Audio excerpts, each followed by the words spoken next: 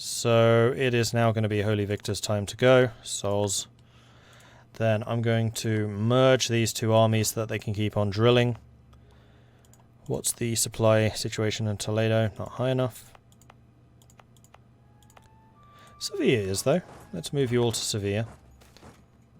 Drunken Explorer. One of our expedition members, our explorer of all people, managed to get himself into a dreadfully embarrassing situation when he overestimated his own capability of handling the fruity liquor the natives of the Grain Coast brew. Disgusting details won't make it into this report, but he was as sick as a pig for a long time. The natives thought it was fun, laughing at his misery, but the rumours of this event has reached the ears of the high societies, who frown upon such behaviour. Fruity liquor? Did you bring some back? Improvements in naval technology. There are claims that local fishermen have improved their ship designs. If we do a careful study of the ships and try building a copy, our best admirals believe our naval technology will benefit a lot in the future. Do it. And then I'm going to split off 3 infantry and 3 cogs, which are going to start repairing, and then you are going to start drilling again. Exploration of the West African coast done. The other reason that an explorer is not as useful is we are getting through these pretty quickly. I do kind of wish that exploration was slowed the hell down. It's a bit too quick. Let's do the North Atlantic.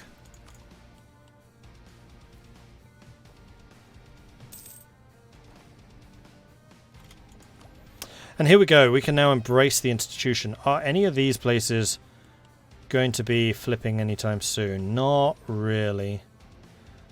If I saw some of these in like the 90s, then perhaps, but not really.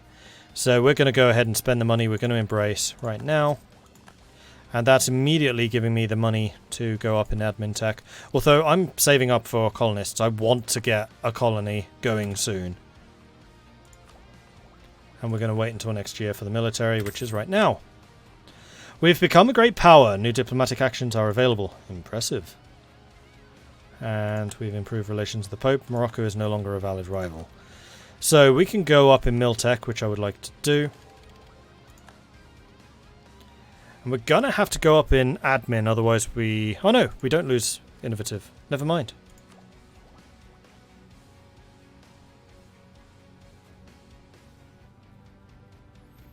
But if we go one more ahead in military without upgrading these, we will get unbalanced research. So unbalanced research is basically if one of your technologies is 3 ahead of at least one of the others. If it's ahead of both of them, then it's even worse, and you'll start suffering a corruption penalty. And it's pretty hefty. You really don't want to go too far ahead in one compared to the others. And similarly, you don't want to let one of these lag behind too much.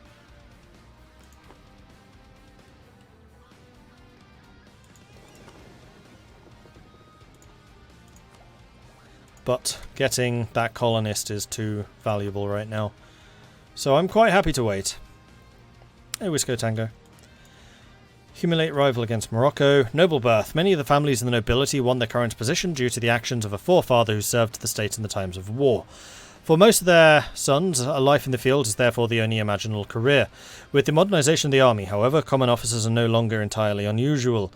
Members of the nobility have now approached us asking that we guarantee what they feel is a given right of their class. No man should take service as a commander in the Castellan armies who is not of noble birth. So if we guarantee this right, then nobility gains gains loyalty. Burghers lose a lot of loyalty. And we lose army tradition, but the nobility gains influence, which is already at 78. It's already very high. Or we say, no, nobility loses that loyalty, which is likely to result in an uprising. But the Burghers gain it. We also gain professionalism, and the nobility lose influence. So right now, because the nobility have such high influence, our manpower recovery is incredibly good. I think that's actually the maximum. But I'm going to do that, and we're going to hold you until the 1st of March, and then we'll make a choice.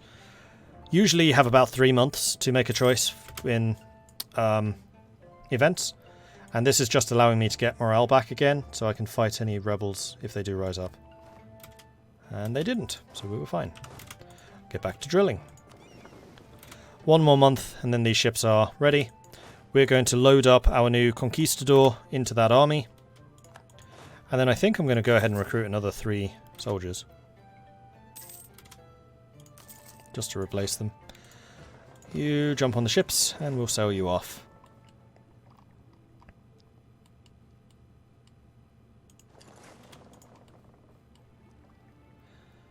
We'll sail you to the Venezuelan Sea, drop them in Coro, and then send them exploring.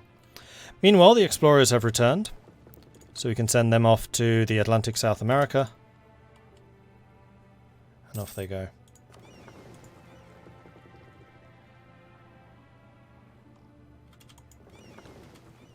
And you guys have almost arrived. So these soldiers drop off in Coro. Alright, now you hunt for the 7 cities. This is basically the same as the Explore mission. They will go off into the Terra Incognita searching for stuff. This also allows various events to occur.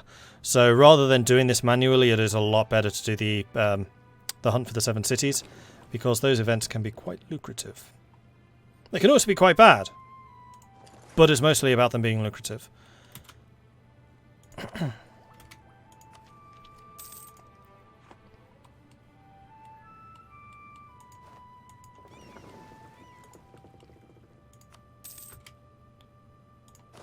And yeah, they're going to have to fight quite a few native armies, which is why I wanted them to have 3,000 men. Thankfully, it's a high maneuver, so they should be able to dance around pretty quickly. You are now in supply reach, so you shouldn't die. Look how close these came to dying. You do take a lot of attrition when you're sailing out into the unknown across these. Exploration finished, so we couldn't really reach much of South American Atlantic yet. So the explorers are basically done for the time being. We don't have any other missions to give them. So instead what I'm going to do is I'm going to set them to protect trade in Sevilla until we're ready to send them on some more missions. Conquistadors have access to all of the missions and abilities that admirals do. They're just not quite as good at them. But the actual modifiers for missions are unchanged. It's literally they get 1 pip less. I think it's 1 pip in everything. Like, they'll have 1 less fire, 1 less shock, 1 less maneuver, 1 less siege, I think. Ingolstadt. Man, Austria is just blitzing people down. They're never going to get re-elected. They're going to have way too much AE with everyone else. Abandoned mounds. From a distance, our conquistadors thought them to be mere hills, standing amongst the otherwise empty plains in Altagracia. But as we draw nearer, an enterprising fellow in the company noticed how regular they were, and he soon pointed out to his companions they must be the remnants of great pyramids of an ancient people. So hostile movement speed is reduced, we get 50% chance of finding nothing, or a meagre amount of gold, or leave them be. We gain admin. I'm not that bothered about a meagre amount of gold, so I'm going to take the admin points, because that's also going to put us closer to getting the next idea. Oh, these are Diplo, not admin. Dumbass. In that case, yes, we should definitely go up in admin. I was thinking that they were Diplo. They were admin. Heretico Congrueno Act. Make it an illegal offence punishable by burning at the stake to either own or produce a translation of the Holy Bible. So we just need to have admin 6 for this, and it is purely positive. There's no real reason not to take this. National tax modifier goes up, and so does missionary strength.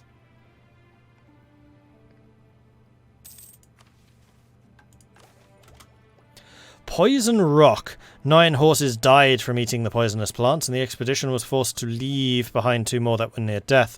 A cursed place with only poisonous plants and venomous animals, and the conquistador regrets that they ever decided to camp there.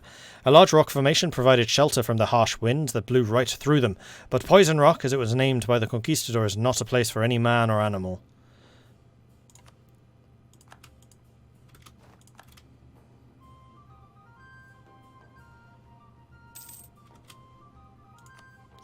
Religious burnings are only positive. Sometimes games are great. Yeah. Yeah. Oh, Colonist wanted me to drink some tea. That's for you. And then Eitbach and Felix Tech. Thank you very much for the follows. Welcome to the channel.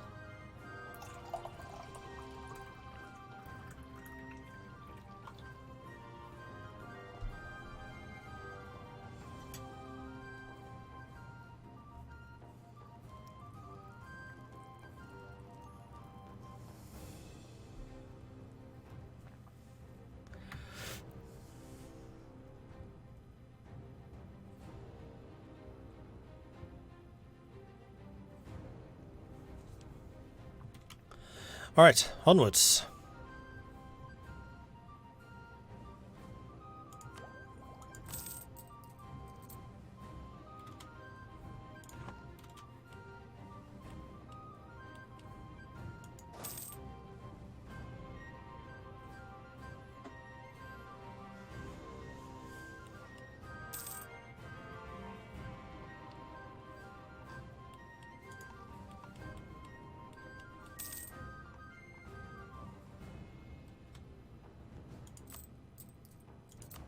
So in fact I am focusing the wrong thing, if that's admin.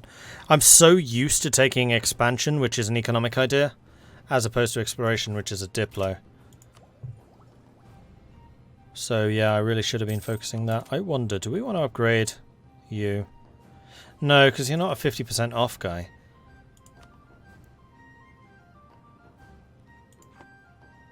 Oh, we have another agenda. I really wish it gave you a pop-up and... Oh, it does. At least some icon up here just disappeared, which I may have just never noticed before. I'm going to need to keep an eye out for that. Agenda of the Diet. Proposal of the clergy is Sevilla to have a manufactory. That's a pretty big ask. I mean, you do gain an extra base tax, and in Sevilla, that's valuable. Nobility wants extra manpower in Almera. And they want me to build a castle, which is a good place to do it. Or the Burghers want us to have 20% or more trade power in Tunis.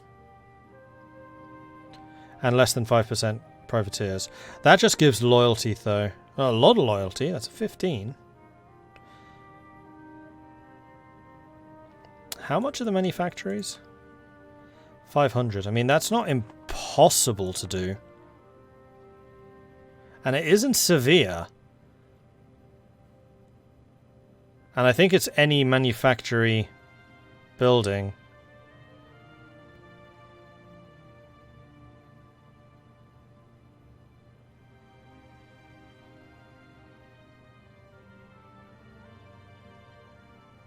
So it would, at this point, probably be the farm estate.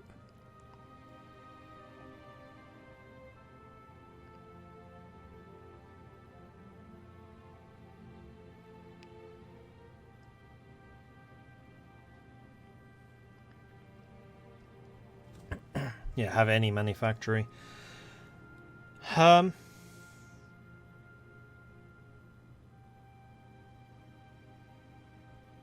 wine is a valuable product.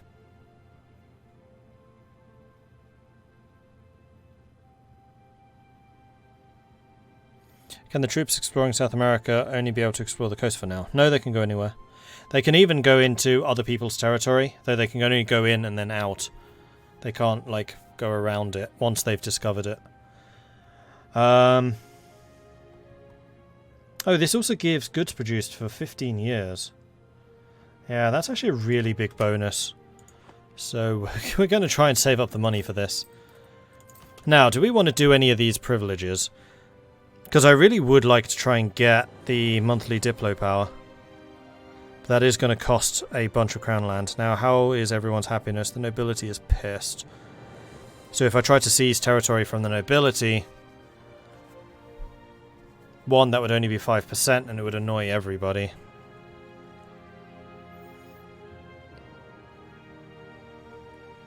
We could get patronage of the arts, which would give more prestige.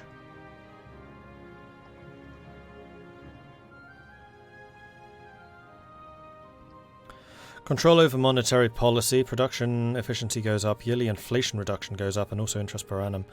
All power costs goes up by 5%. I mean, this could be good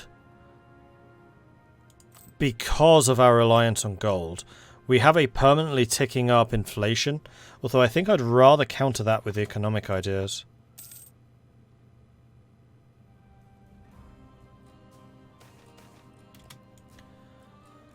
We're going to intimidate again.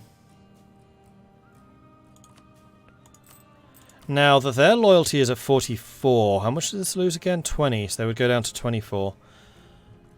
All of the others would be still more than 30. So there's a chance that there would be a nobility uprising. And it would be quite a big uprising because of how much influence they have. Yeah, I really need the nobility to be over 50% loyalty. Now, are there any privileges I could give you that increase your loyalty?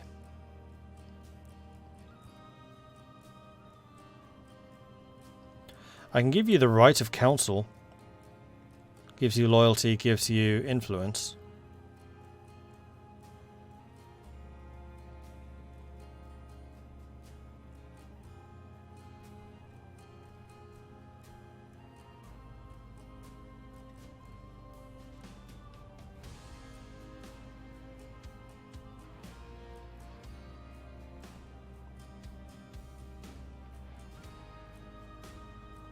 I'm going to give you the right of counsel. And then with that...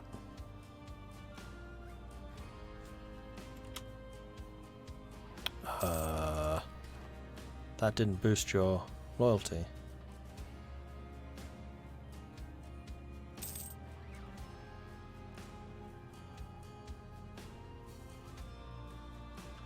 Oh, does that just boost your equilibrium? Yeah, right to counsel. So this is boosting equilibrium, it's not boosting what they actually have right now. So it will need to tick up to 53. Okay. And that was an event that I didn't get to check. Never mind. New idea, colonists. Freaking finally. Okay. So first of all we need to choose our native policy. So we can either go for native repression, where you do that by the way is just click on the native policy.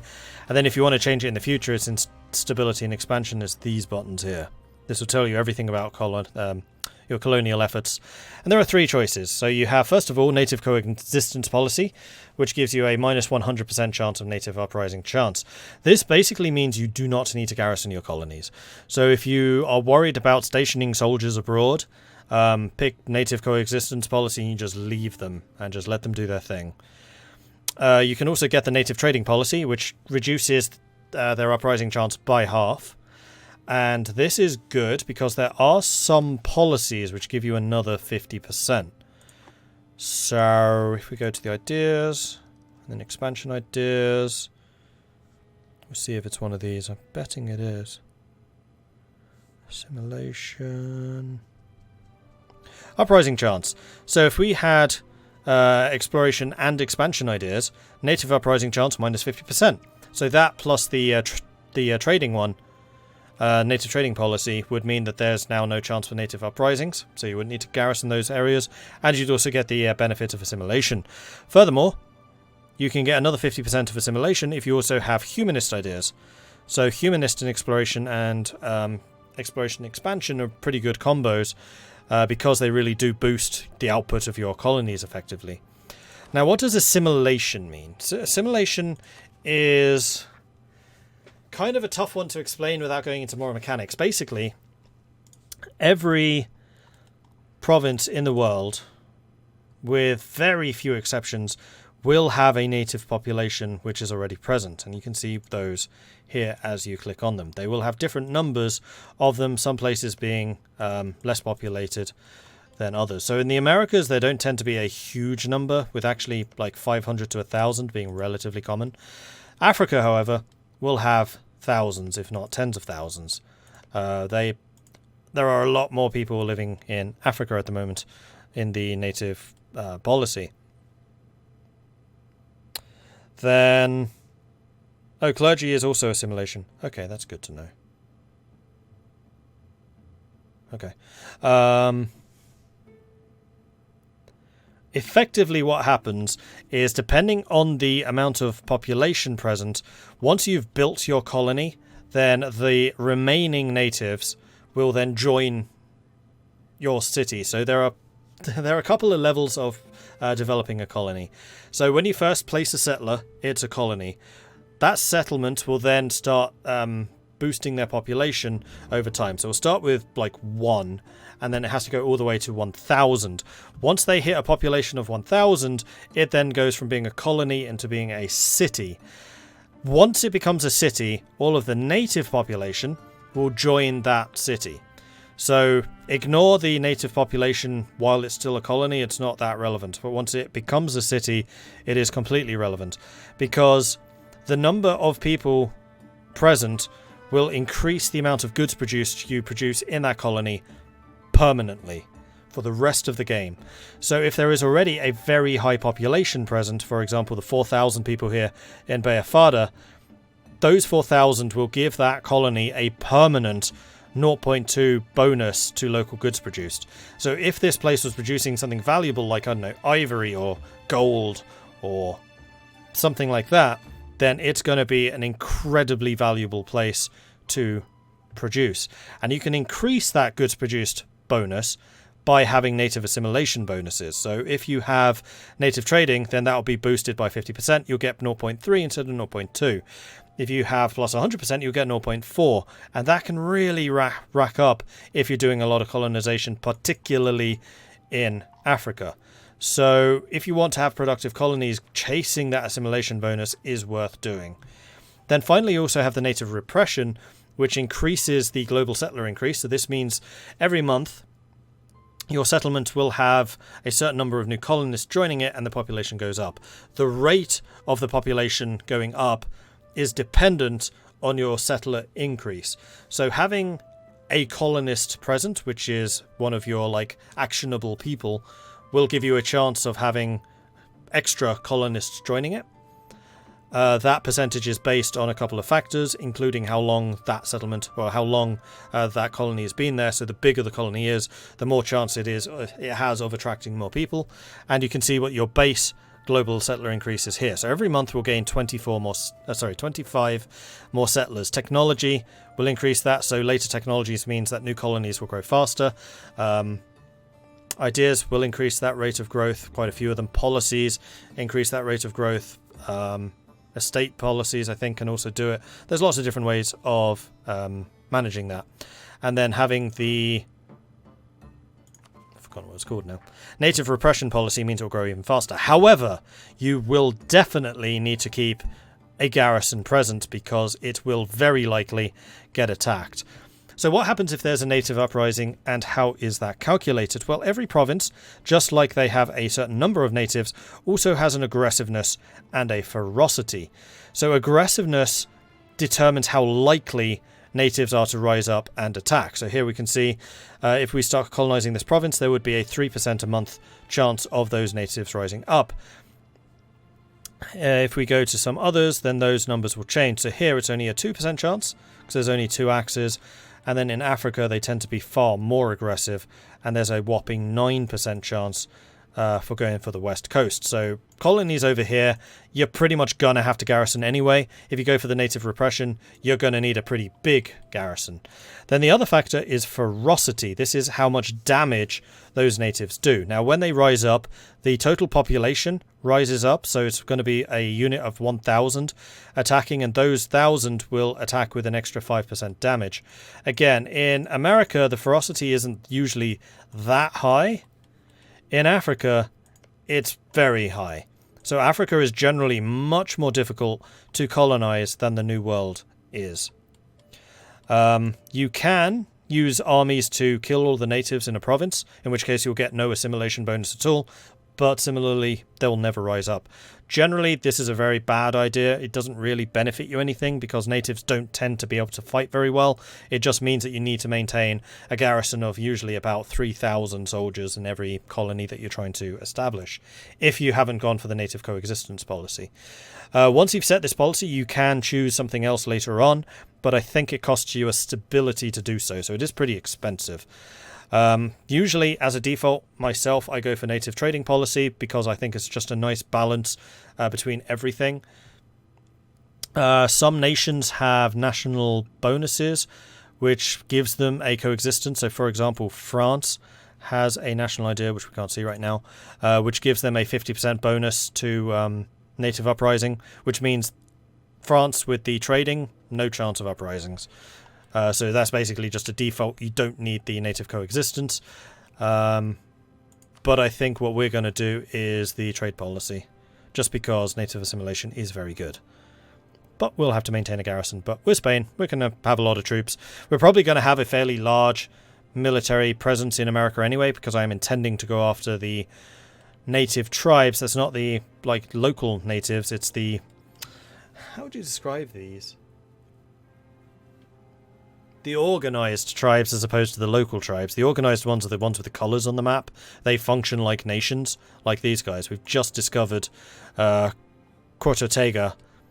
This is an organised faction which you would need to fight against. They tend to have really bad technology, so they don't tend to be particularly difficult to conquer, at least early on. But they can develop really rapidly once they have got European contact, especially if there's a European next door. But we're very likely to go and attack those guys because it's a really good way of expanding very, very rapidly, especially in places which are quite populated by those organised tribes. For example, Mexico.